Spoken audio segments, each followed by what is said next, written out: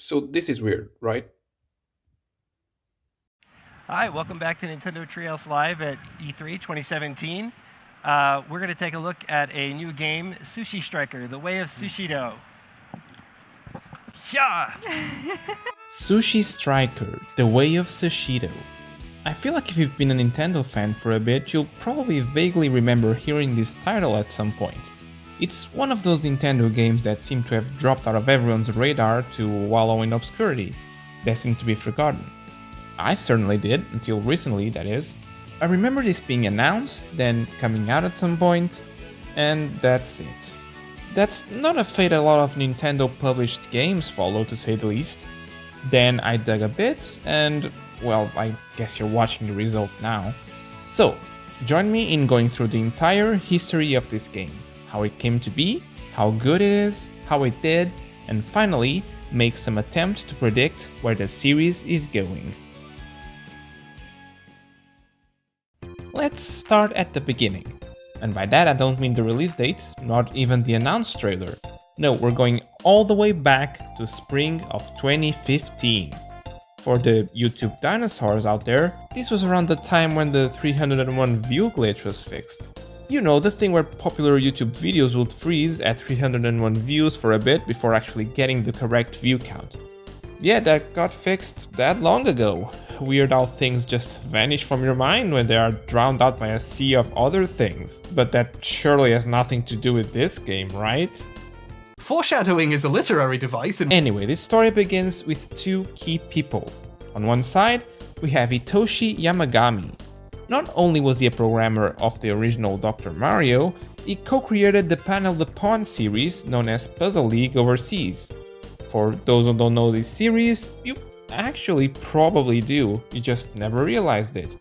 It's where the lipstick item in Smash Bros. Comes from, where the character this costume is referencing originates, and it's also referenced in one of Kirby's stone forms. Yeah, that's not just a random pick brick, it's a garbage block from Puzzle League. Anyway, Mr. Yamagami would eventually rise to group manager of the old Nintendo EPD Production Group 1, and at its helm, he served as producer for a whole bunch of iconic games. Fire Emblem Sacred Stones, Advance Wars Dual Strike, Dance Dance Revolution, Mario Mix, all Pokemon Mystery Dungeon games, Fire Emblem Radiant Dawn, Endless Ocean, both Pokemon Ranger games, Style Savvy, Xenoblade Chronicles, Last Story, Kirby's Return to Dreamland, Pokemon Contest, Fire Emblem Awakening, Codename Steam, Xenoblade Chronicles X, Fire Emblem Fates, Kirby Planet, Holobot, Fire Emblem Echoes, Shadows of Valencia, Xenoblade Chronicles 2, Kirby Star Allies, and that's not to mention all my 9 Pokemon games from Emerald to Sword and Shield. This is by no means an extensive list, and yet I bet you're fond of at least one game from the ones I mentioned. Then we have Kaori Ando. She worked either as a production coordinator or director in a lot of the games I mentioned before, especially Pokemon. Mr. Yamagami and her worked together a lot in previous games, the first of which being Sparkle Snapshots. What do you mean you've never heard of Sparkle Snapshots? It's the best video game of all time! It's basically a camera app where you can add a bunch of effects to your photos. It's barely a game, frankly, but regardless, it was the beginning of a great duo. By the time both of them finished their work on Tokyo Mirage Sessions FE, they set their sights on the Nintendo 3DS, which was by then 4 years old. They were trying to come up with an idea for a game, when Miss Ando said something along the lines of, "Alright, bear with me, Sushi." This isn't even that different from what happened. Apparently Mr. Yamagami was completely confused by this. Miss Ando explained that, when thinking about something that brought joy to both kids and adults, her mind eventually settled on conveyor belt sushi restaurants. Sushi itself is, of course, a dish representative of the Japanese culture, and as such it seemed worthy basing a game around it. However, that didn't make coming up with an idea for a game based around as broad a thing as sushi any easier. The concept went back and forth between different genres. At one point it was even supposed to be an action shooter, but after talking with 3 other developers, they eventually met with Indies Zero. Indies Zero is a Japanese developer behind titles such as the Theatrhythm games, NES Remix 1 and 2, and even Electroplankton. How do we keep going back to Smash? Indies Zero suggested making a puzzle game, styled a bit like an RPG, where instead of story sections being interrupted by battles, they'd be interrupted by puzzles instead. Here's a picture showing their initial pitch. Apparently, the game originally added sushi on a conveyor flow into the bottom screen, where it would be flicked up towards the monsters on the top screen. This concept got Mr. Yamagami's imagination going. His brain went wild with ideas of adding more conveyors, making them go in different directions, all sorts of stuff. He did this during the meeting in front of Miss Ando and the Indie Zero representatives. Eventually, the idea was refined down to what the final product would be, where there are multiple conveyor lanes flowing horizontally in both screens, and you're fighting against an opponent rather than monsters. Mr. Amigami showed it to the higher-ups and got the green light to go ahead, and as such, work on the game began. Let's fast forward a bit to 2017, where the game was first announced at that year's E3. Wait, E3's been dead for 6 years? Am I gonna have to explain what E3 was? What is time? E3 was an annual video game conference where every major game developer, especially the big three, hosted announcements, demonstrations, and all around built hype around all the newest games and hardware. It was the biggest expo of its kind, and even if you weren't there physically, it included presentations broadcasted through the internet for the world to see. It was massive and, frankly, a lot of fun. As weird as it sounds to spend hours watching what essentially was a stream of commercials, I have very fond memories of staying up late, exchanging messages through Skype with a good friend of mine, and being excited for all the cool games showing up. Do people know what Skype was anymore either? Wait, no, I'm getting sidetracked. Anyway, E3 was huge, and it seemed like nothing could take it down. Then a global pandemic happened. Nintendo was of course a part of this huge gaming occasion, though starting in 2012, while still having some exhibitions physically in E3, they transitioned into doing their presentations exclusively through video broadcasts. Then in 2014, they introduced Nintendo Treehouse Live, where people involved with the games, usually developers or directors together with a host or two, would play the game and provide commentary and insights into development. To bring this all back to Sushi Striker, during 2017's E3, on June 14th, this game was revealed in a video on Nintendo's various regional YouTube channels, and the day after, there was a Treehouse Live segment showcasing the game as an upcoming release for the Nintendo 3DS. For those unaware, the Nintendo Switch had at that point been released for more than 4 months. We'll talk a bit more about how this affected the game later, but for now let's just keep it in mind. Interestingly, by going back to the official page about this game on the Nintendo website using the Wayback Machine, it was originally listed as only for the new Nintendo 3DS systems, though that was likely just a mistake, as it got changed to simply Nintendo 3DS a few days later. Nintendo would then keep quiet on this game until the next year, where we got another trailer during the March 2018 Nintendo Direct, now also revealing it as a Nintendo Switch title. This was actually leaked a couple of hours before the Direct, but that's hardly something new these days. And as we all know, there was really nothing that important in that Direct anyway, right?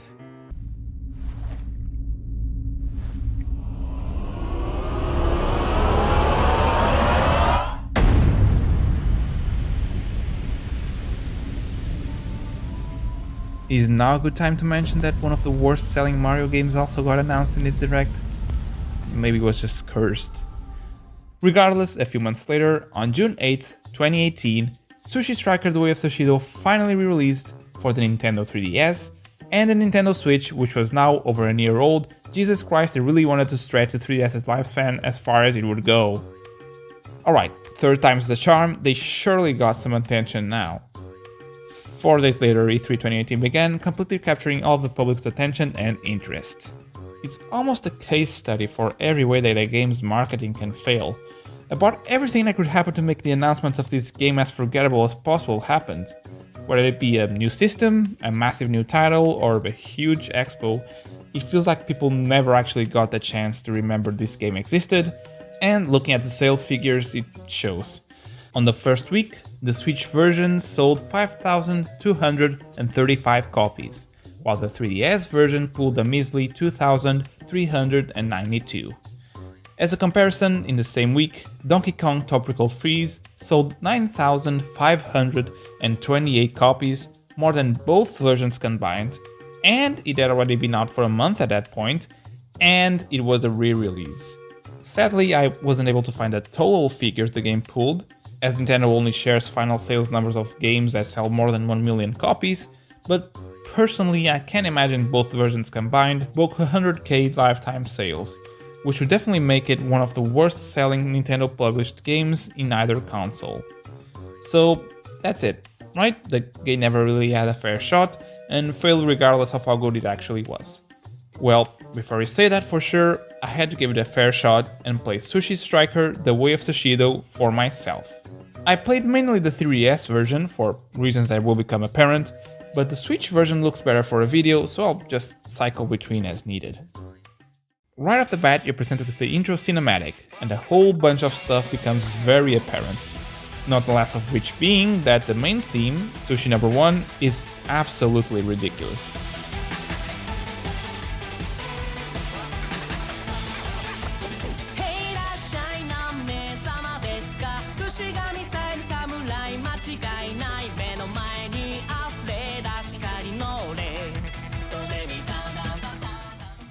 Honestly, it's incredible. But besides that, you probably also noticed the animated scenes. That's right, this game has a huge amount of full anime cutscenes spread throughout. Altogether, there's over half an hour worth of them. Though technically, since there are 2 different playable characters, and each has a properly rendered version of their own cinematic, it's closer to a full hour of anime cutscenes in this one video game. Wait, different playable characters? Yes, in this game you play as Musashi, though how they look is decided right at the beginning of the game. You can play as the boy, who looks like he's 8, or the girl who looks 22. Yeah, they're both supposed to be kids, but they look like completely different ages. Anyway, Musashi lives in a poor town in the outskirts of the Republic. They're an orphan, having lost their parents to the sushi struggles that happened long ago. Basically, in this world, fish doesn't exist. Okay, I feel you pulling back, just hang with me. Because fish aren't a thing in this world, sushi is actually created from magical creatures known as sushi sprites. The Empire sought to control these sprites to hoard the sushi all to themselves, while the Republic wanted to share them with everybody. Eventually, the Empire won, and so sushi became exclusive to the privileged few, while the rest of the populace just had to do with eating grass, I guess. Yeah, it's shown that this is some sort of post-apocalyptic world where even most fruit and sweets can only be created by these sprites. Musashi was in the process of gathering some food for the orphanage children when they met with Franklin. He feeds Musashi some sushi with the help of his sushi sprite, and Musashi loves it because it's food in an anime. Of course, it tastes like the best thing ever.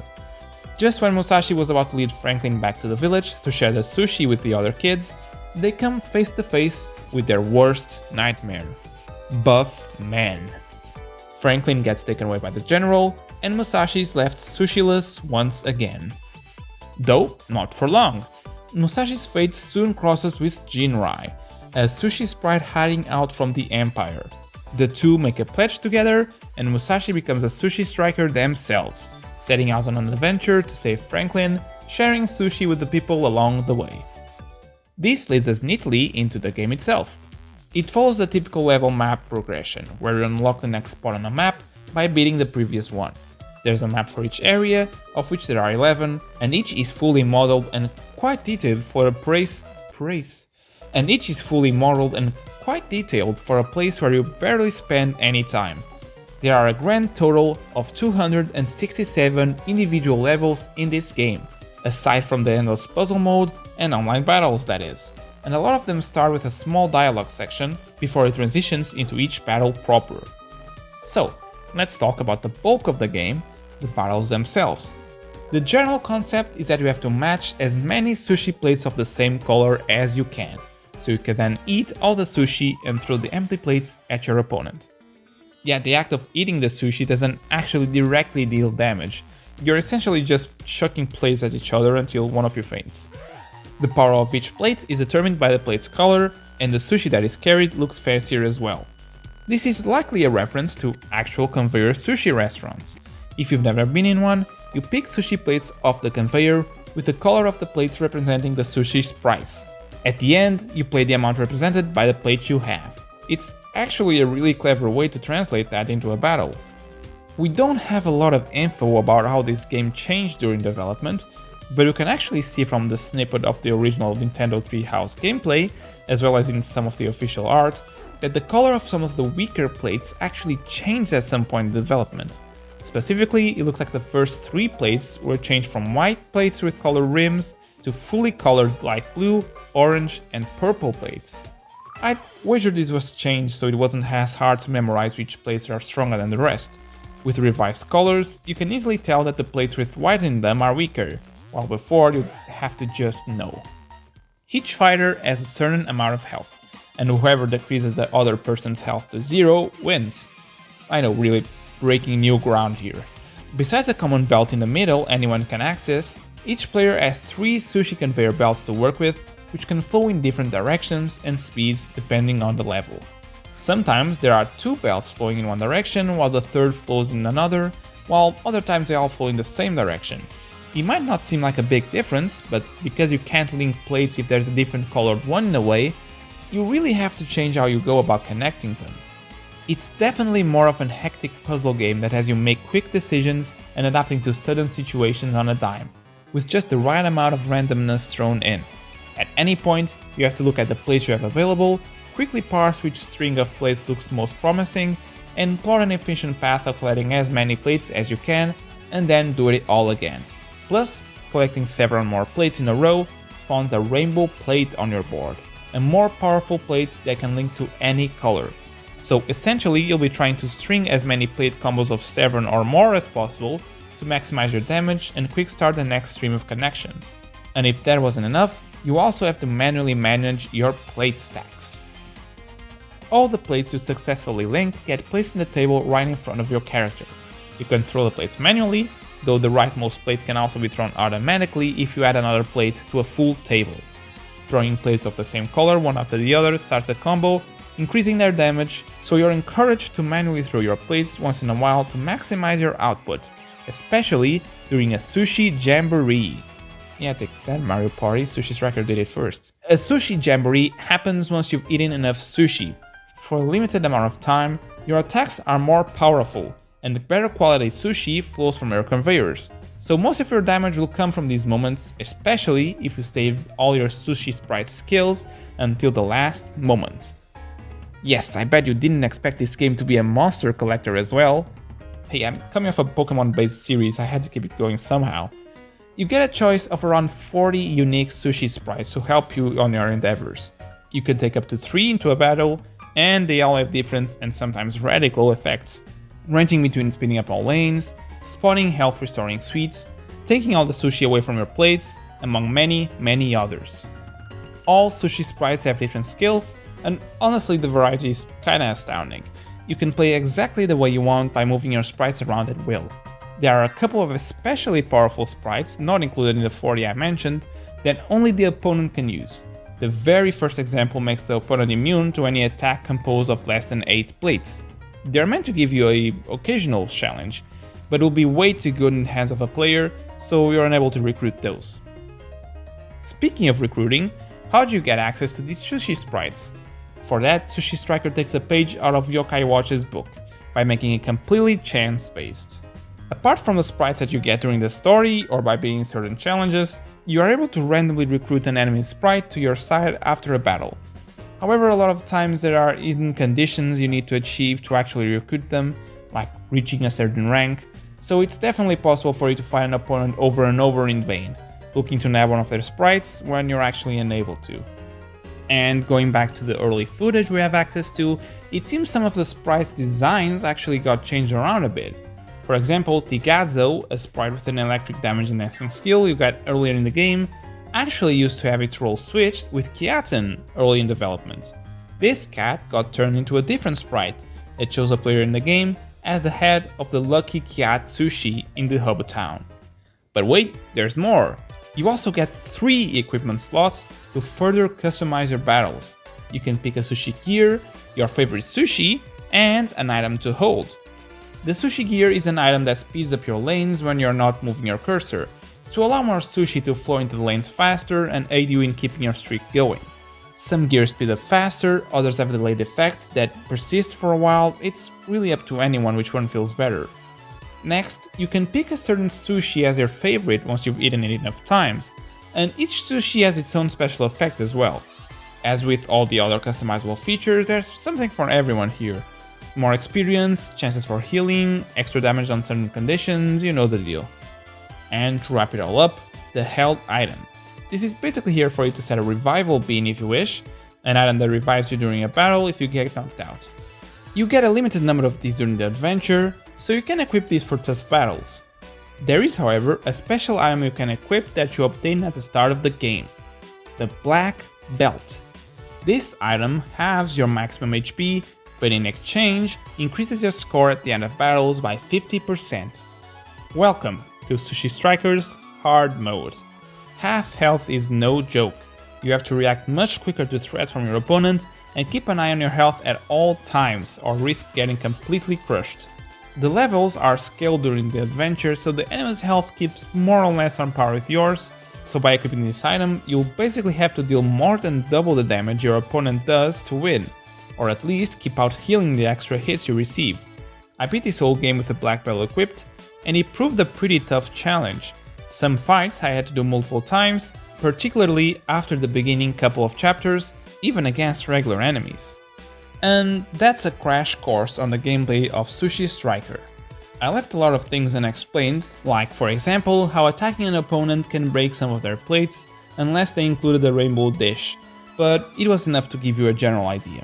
Now, I've gone about as far as I can on objective facts up to this point, so right now I have to delve into a gaming YouTuber's worst nightmare. My opinion.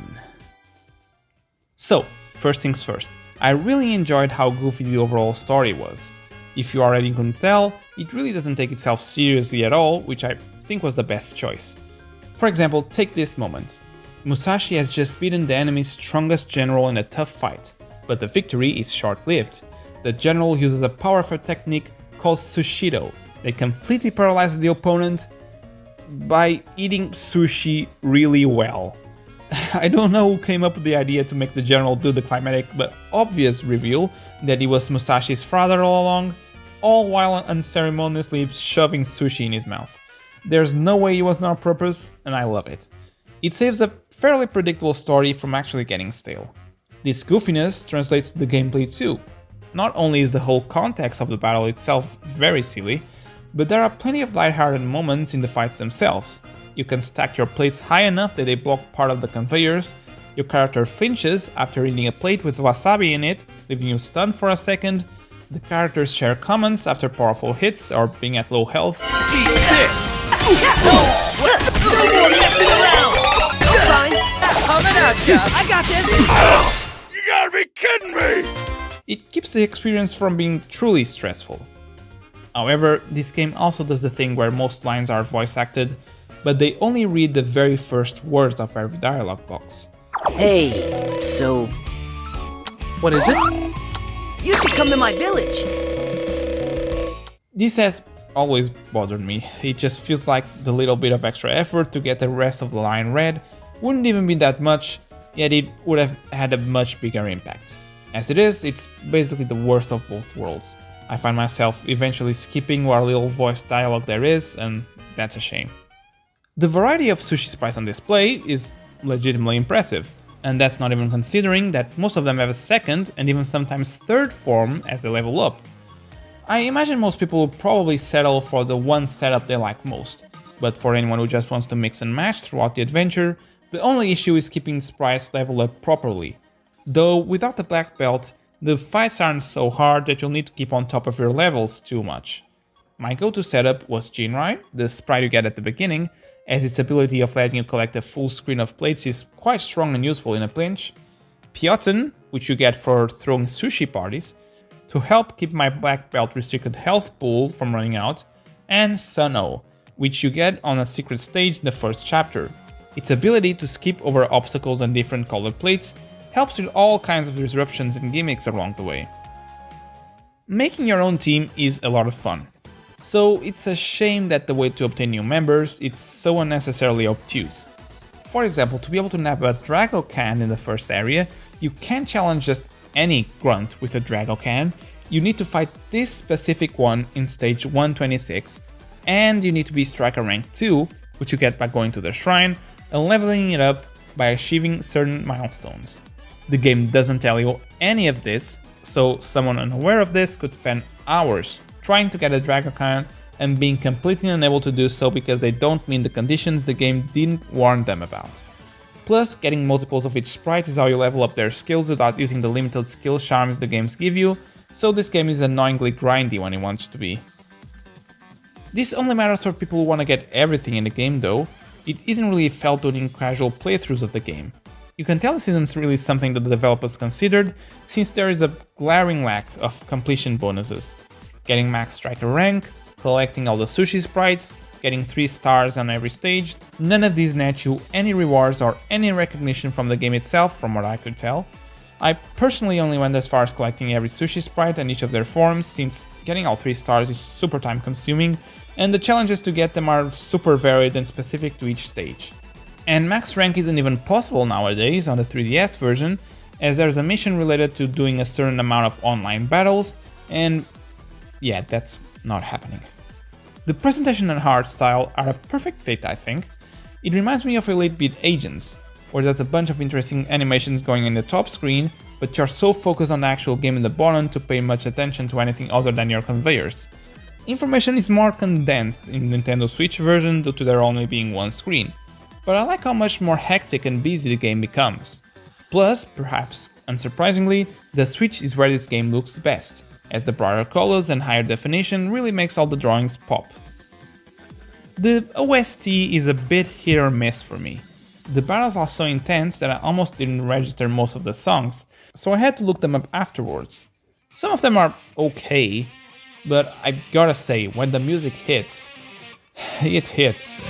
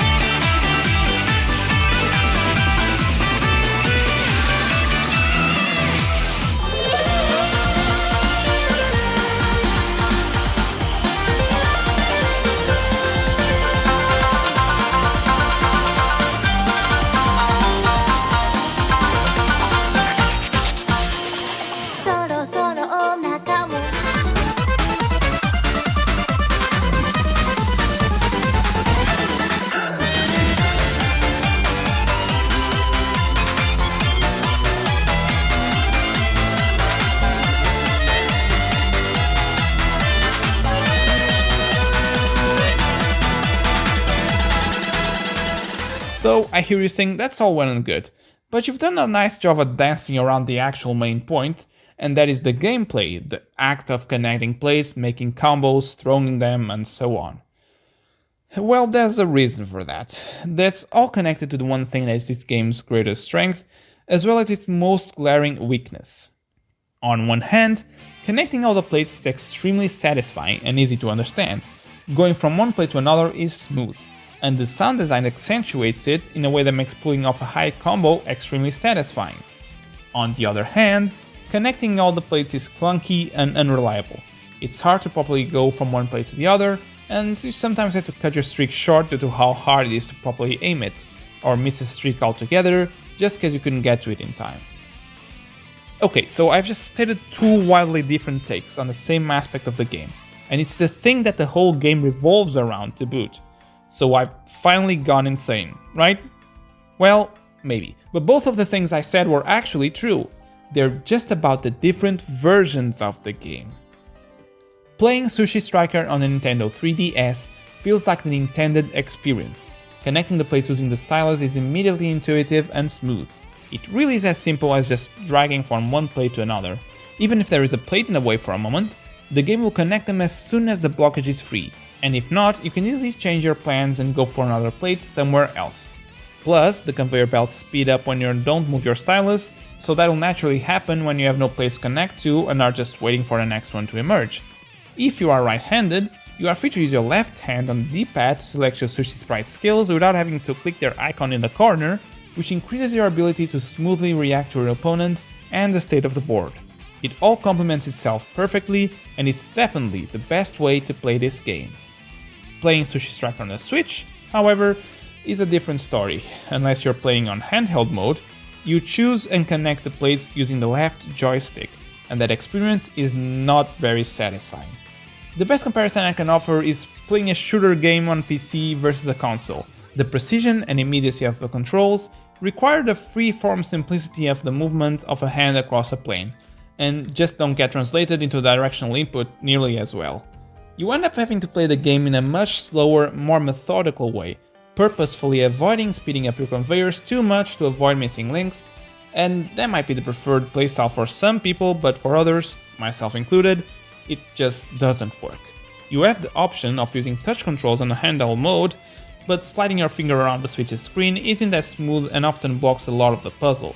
So your best bet is to use a stylus to emulate the 3DS experience, but I'd wager a bet that most people watching this video don't own a stylus for the Switch. And if you do, what's wrong with you? So this left the game in a unique position where the best place to play it is on a dying console, and the version on the most recent system, the one people would naturally be more drawn to, is inherently worse unless you want a very specific item. Sushi Strike The Way of Sushido was the 6th to last game published solely by Nintendo for the 3DS, and looking at the rest of the list, it's not particularly filled with top sellers. And unfortunately, despite pretty favorable reviews all around from critics, the sales numbers weren't particularly impressive, as we saw before. And so, where does that leave the game? This game is now 7 years old. It's still being sold, even in Nintendo Switch 2 eShop, for 50 big ones, the same price as it was when it released. However, you can find used copies out there for way less than that amount. Its failure is now common knowledge for those who remember it. Finding an online battle on the Switch is practically impossible, and online discussions about this game have all but dried up. And what makes this such an interesting case to me is the entire concept of cult classics. You know, stuff like Earthbound, Ghost Trick, Okami, games that didn't sell very well when they were released, but have gained a fan following or otherwise became more well known. Nintendo games especially are prone to becoming famous years after the fact, and usually every game that isn't straight up bad is able to stay on the radars of at least a small amount of dedicated fans. And yet, despite it basically hitting all the same notes, you know, released late in a console's life, part of a niche genre, reviewed well, sold poorly, as much as I tried, I was unable to find any kind of semi-active fanbase for this game. Sparse GameSpot boards, a dead Reddit community, and worst of all, a singular fandom wiki that is vastly incomplete. I wasn't even able to find a single written walkthrough anywhere. I had to learn how to data mine video games to be able to get the sprites I've been using during this whole video. Can you see all of these going across the screen? Look, I got the sprite for Penzo. He's a fun little guy, look at him. He evolves into this guy, look at him all dapper. I got the graphic for all the plates that are used during the battles. I'm pretty sure like 4 of these colors aren't even used in this game, so that's cool. Look at this placeholder character that was in there. Pretty much every character in this game has their eyes separated from the rest of their bodies, so they can easily blink, so that's fun. You remember Katten? This guy was released as an event in Japan only, and is completely inaccessible for non-Japanese games. But I was able to find his assets in the Sushi Sprite folder for the European version of this game, so there might have been plans at some point to release it overseas. I found this plate of fruit. So yeah, I had to learn a whole new skill to simply have the access to the bare minimum information that has been accessible to the world for 7 years. And these are the assets for the 3DS version, so they aren't even that good. How is this possible? I could find the assets for Cooking Academy 2 World Cuisine though.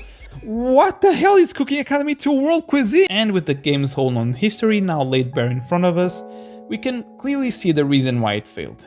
A troubled marketing strategy that failed to keep it in the mind of the audience, A brand new IP with no previous game to establish itself with, the console it was produced for had a foot in the grave, and the console it could have had a chance on wasn't capable of conveying its best qualities. A full priced release for what looked like a simple, plain affair in a famously unpopular genre. Playing through it for this video, I couldn't help but feel a bit sad. Sushi Striker: The Way of Sushido is a good game. I feel confident in saying that now, after everything I've seen. And I could feel the love and passion put into this game with every little detail. I will now spoil the ending of the game. What happens during the story is more than entertaining enough on its own that I'm pretty sure knowing the end won't be a deal breaker for most people, but just in case it is to you, just skip to the timestamp on the screen or to the next chapter in the video. Alright, you ready? Right after defeating the Emperor, just as he seems about to express regret for his actions, he instead doubles down and disappears through a portal into the Sushi dimension, where the sprites originally come from, which incidentally happens to be where Musashi's mother was last seen before going missing all those years ago. Musashi and their father look on at the shrine and bask in the peace and prosperity they have brought to the people. Yes, this game ends in the most heartbreaking way it could, considering what we know in retrospect, setting up for a sequel. Now, I'm not gonna say it's impossible for that sequel to come out one day. There have been Nintendo franchises presumed dead after not getting a new title for way more than 7 years, yet they managed to make a return. Kid Icarus was gone for 3 times that amount and still managed to survive. But comparing a hallmark of Nintendo's classic years with a title that no one remembers is a long shot, and I don't think that's a particularly controversial take. You never know with Nintendo, but prospects aren't great. This game got a single update. On the day of its release, it was Nintendo's typical various fixes, so probably just some bug squashing. And the only reference to this game since its release that I could find was in Super Smash Bros. Ultimate as a spirit battle. You fight against a young Link that likes to throw his boomerang, and plates of sushi spawn on the ground and get pushed around by the strong wind, which I thought was a neat reference. Indie Zero has gone on to make some pretty solid games like Kingdom Hearts Melody of Memory, Big Brain Academy Brain vs. Brain, and just last year, Nintendo World Championships NES Edition. Kaori Ando helped out with Super Mario 3D World plus Bowser's Fury, and is even part of the Donkey Kong Bonanza credits in the special thanks section. But unfortunately, Hitoshi Yamagami's last produced game was Pokemon Mystery Dungeon Rescue Team DX, and since then, he seems to have stepped down and is probably now enjoying his retirement. This leaves the future of this game as a series in a rather precarious position. Still, I'd rather have hope. I want to believe Sushi Striker will rise from the ashes and return with a glorious new title. But for now, let us enjoy what we have. If you feel like this is a game you'd enjoy, there's a demo for you to give it a try, and you can find the full game for super cheap nowadays. You can even get it with a game voucher, but yeah, don't. Can you imagine if this game got a Switch 2 update though? Playing this with mouse controls? Man, that sounds awesome. Wait, I don't even like sushi!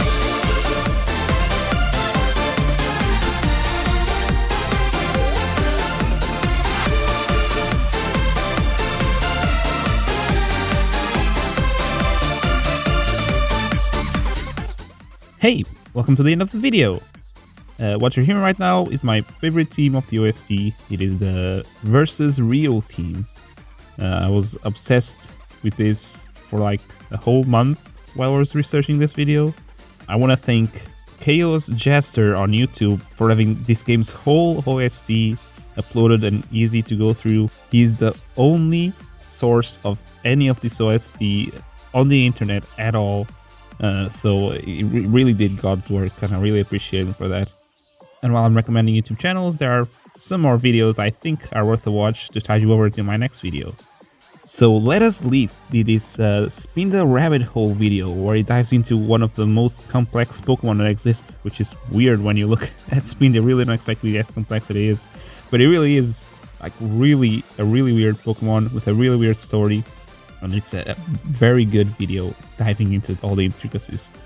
Protendo did this video about the dual mischaracterization of Undertale characters, and you know, as much as Undertale has been over discussed and overexposed in the internet space, this video brings some fresh ideas and some fresh concepts that are really worth discussing.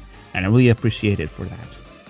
And then to get you on the festive spirit, Kumu, I hope I'm saying that correctly, did this slate port mix with a bit of a Christmas hint to it, which I really loved, and I just got me right into that Christmas spirit, and it was just so good, so good. It deserves a watch, as well as everyone else that I mentioned here.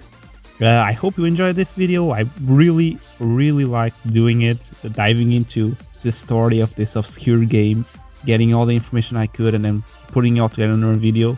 If you have any other games that you think could fit this description, and you have like a favorite game that no one else knows about, let me know in the comments below. You know, this isn't just a veiled way to get you to comment on my video. I really am interested to know which games you think are also interesting to do a video on. But yeah, until the next video, I hope you have a great Christmas. I hope you have a 2026 full of happiness and hope. And until then, take care.